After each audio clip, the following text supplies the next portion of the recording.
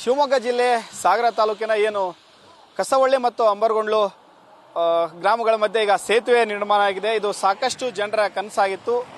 ನೀವು ದೃಶ್ಯದಲ್ಲಿ ನೋಡ್ತಿರ್ಬೋದು ಶರಾವತಿ ಹಿನ್ನೀರು.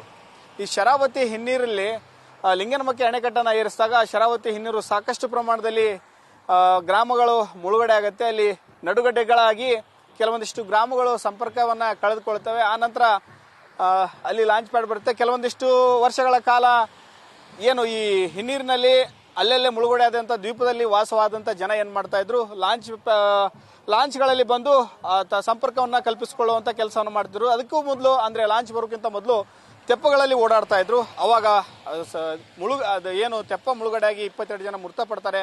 ನಂತರ ಅಲ್ಲಿ ಲಾಂಚ್ ಬರುತ್ತೆ. ಆ ನಂತರ ಸಮಯದ ಅಭಾವದಿಂದ ಸಾಕಷ್ಟು ಸಮಸ್ಯೆ ಆಗುತ್ತೆ ಅನ್ನೋ ದೃಷ್ಟಿಯಿಂದ ಈಗ ಸೇತುವೆ ನಿರ್ಮಾಣ ಆಗಿರುವಂಥದ್ದು. ಈಗ ನೋಡ್ತಾ ಇರ್ಬೋದು, ಸುಮಾರು 2.5 ಕಿಲೋಮೀಟರ್ನಷ್ಟು ಈಗ ಸೇತುವೆ ನಿರ್ಮಾಣ ಆಗಿರುವಂಥದ್ದು. ಇದಕ್ಕೆ 472 ಕೋಟಿ ರೂಪಾಯಿ ಹಣವನ್ನು ವೆಚ್ಚವನ್ನು ಮಾಡಲಾಗಿದೆ.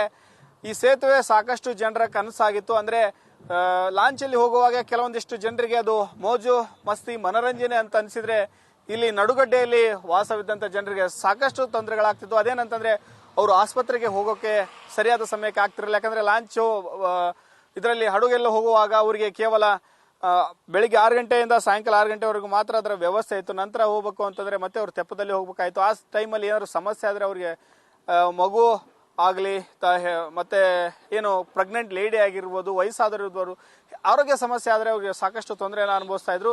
ಅಂಥ ಸಮಸ್ಯೆಗಳಿಗೆ ಪರಿಹಾರ ಅಂತ ಹೇಳಿ ಈಗ ಸೇತುವೆಯನ್ನು ನಿರ್ಮಾಣ ಮಾಡಲಾಗಿದೆ. ಸುಮಾರು 20,000 ಜನರ ಕನಸಿದು. ಇಲ್ಲಿ ಸೇತುವೆ ನಿರ್ಮಾಣ ಆಗಬೇಕಾಗಿದ್ದು ಅನ್ನೋದು ಸುಮಾರು 20,000ಕ್ಕೂ ಅಧಿಕ ಜನರ ಕನಸು.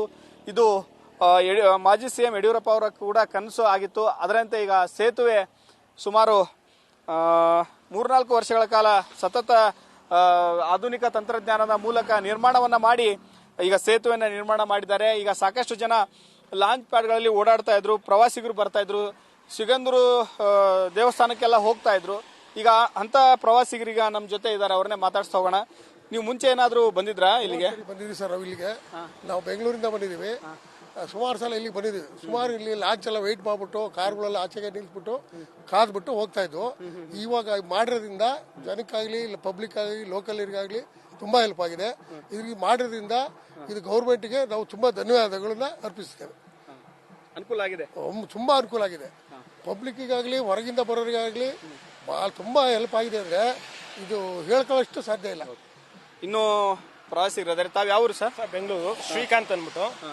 ಶ್ರೀ ಸಿಗಂದು ಚೌಡೇಶ್ವರಿ ನಮಃ. ಈ ಬ್ರಿಡ್ಜ್ ಆಗಿರೋದ್ರಿಂದ ಇಲ್ಲಿರೋ ಜನಕ್ಕೆ ತುಂಬಾ ಅನುಕೂಲ ಆಗಿದೆ.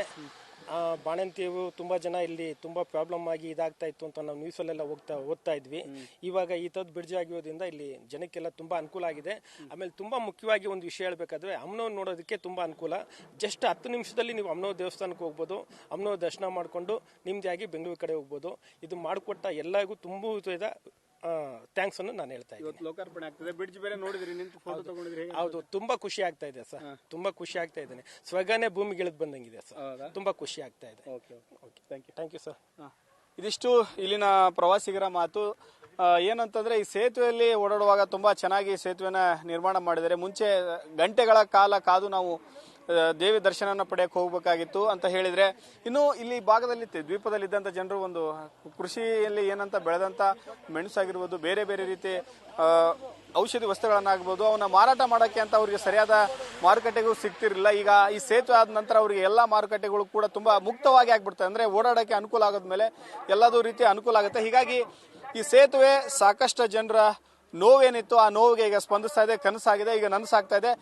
ಹೀಗಾಗಿನೇ ಇಲ್ಲಿ ಜನರು ಬಂದು ಅವರೇ ಒಂದು ತೋರಣವನ್ನು ಕಟ್ಟು ಬೇರೆ ಬೇರೆ ಊರುಗಳಿಂದ ಬಂದು ಹಬ್ಬದ ರೀತಿ ಸಂಭ್ರಮವನ್ನು ಮಾಡ್ತಾರೆ. ಯಾಕಂದ್ರೆ ಹಬ್ಬ ಹರಿದಿನಗಳಲ್ಲಿ ತವರು ಮನೆಗೆ ಹೆಣ್ಮಕ್ಳು ಹೋಗ್ತಾರೆ. ಆ ರೀತಿಯಾಗಿ ಈಗ ಸೇತುವೆ ಉದ್ಘಾಟನೆ ಆಗ್ತದೆ ಅಂತ ಹೇಳಿ ಸಾಕಷ್ಟು ಜನರ ಈಗ ತಮ್ಮ ಮನೆಗಳಿಗೆ ಬಂದು ಇವತ್ತು ಸೇತುವೆ ಉದ್ಘಾಟನೆ ಕಾರ್ಯಕ್ರಮದಲ್ಲಿ ಪಾಲ್ಗೊಳ್ಳೋಕೆ ಎಲ್ಲ ರೀತಿ ರೆಡಿ ಆಗಿರುವಂತದ್ದು. ಕ್ಯಾಮರಾ ಪರ್ಸನ್ ಲೋಕೇಶ್ ಜೊತೆ Mahadev BG, news first, Shivamogga.